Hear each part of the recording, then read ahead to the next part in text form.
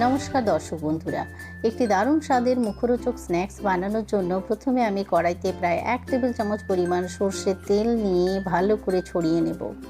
তেল বেশ ভালো করে গরম করে নেব। এরপর প্রায় 4 টেবিল চামচ পরিমাণ বেসন নিয়ে কড়াইতে দিয়ে দেব।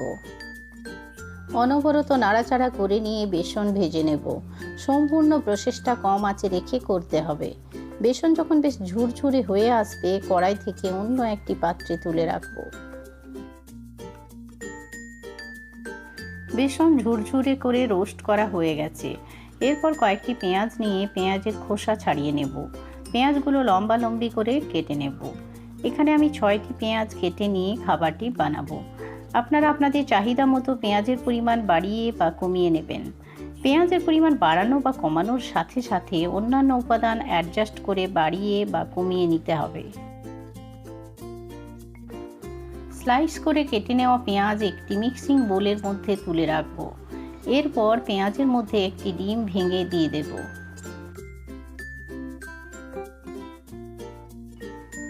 এরপর এর মধ্যে আন্দাজ মতো লবণ দেব।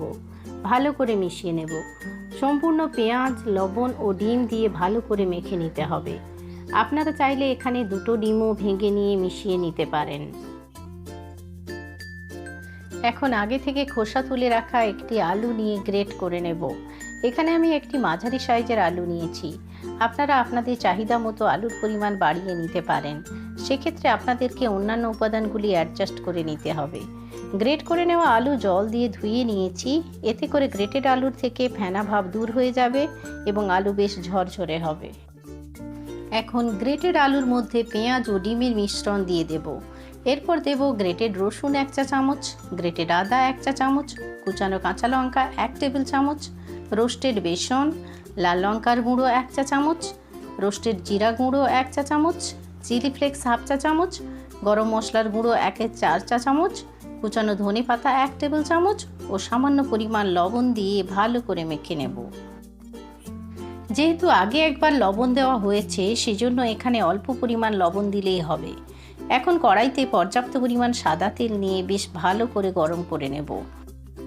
বেশি আঁচে রেখে তেল গরম করে নেবার পর ওই মিশ্রণ থেকে একটু করে মিশ্রণ হাতে তুলে নিয়ে বড়ার আকারে তেলের মধ্যে দিয়ে দেব। এখানে স্ন্যাক্সগুলো আমি একটু বড় আকারে বানাবো, সেই জন্য একটু বেশি মিশ্রণ নিয়ে তেলের মধ্যে ছাড়বো। ভাজার সময় আঁচটা মাঝারি রাখবো। একটি চামচের সাহায্যে স্ন্যাক্সগুলোর সাইড এবং ওপরের দিকগুলো মসৃণ করে নেওয়ার চেষ্টা করব। দারুণ স্বাদের এই স্ন্যাক্সটি চা বা কফির সঙ্গে পরিবেশন করলে জাস্ট জমে যাবে। নিচের দিক ভাজা হয়ে আসলে ও লালচে বাদামি রং ধরলে পাল্টে নিয়ে ওপরের দিকগুলো ভেজে নেব। বিকেল বা সন্ধেবেলায় মুখরোচক কিছু খাবার ইচ্ছে হলে এই খাবারটি খাওয়া যেতে পারে। তাছাড়া খুব কম সময়ে ঘরোয়া উপকরণ দিয়ে অনায়াসে এই খাবারটি বানিয়ে নিয়ে অতিথি আপ্যায়ন করতে পারেন। দুই দিক ভালোভাবে ভাজা হয়ে সুন্দর লালচে বাদামি রং ধরলে কড়াই থেকে তুলে নেব।